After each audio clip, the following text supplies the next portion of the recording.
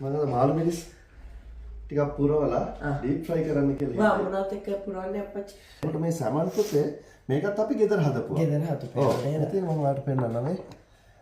හිටියේ නෑනේ. ඔව්. මේක ඊයේ හැදුවා. අපි එතකොට මේ මාළු මිරිස්සේ බදිද්දි අපි කෝට් කරලායි බදින්නේ. බදින්නේ. විනාඩි 3ක් 4ක් තියමු. ලුණු ගානයි.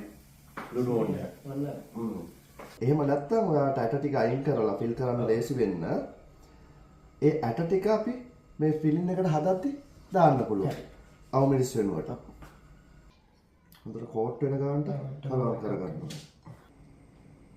ඒකට බේරෙන් ගන්න මේකට දාන්න. මේක ඇති පුතේ නේ? ඔව් නේ. ඔව්. ගෝල්ඩන් බ්‍රවුන් වෙන්න වැඩගත්තාම ඇති.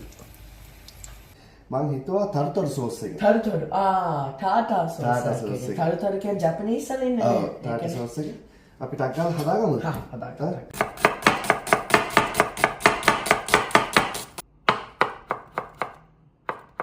ඒක අපි ලොකුර කපාගෙන තින්නේ හොඳට කෑලි හැපෙන්න.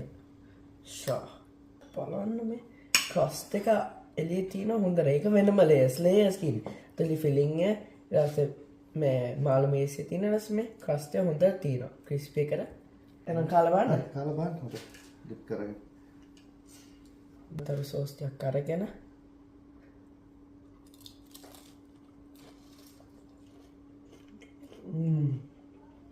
කොහොමද?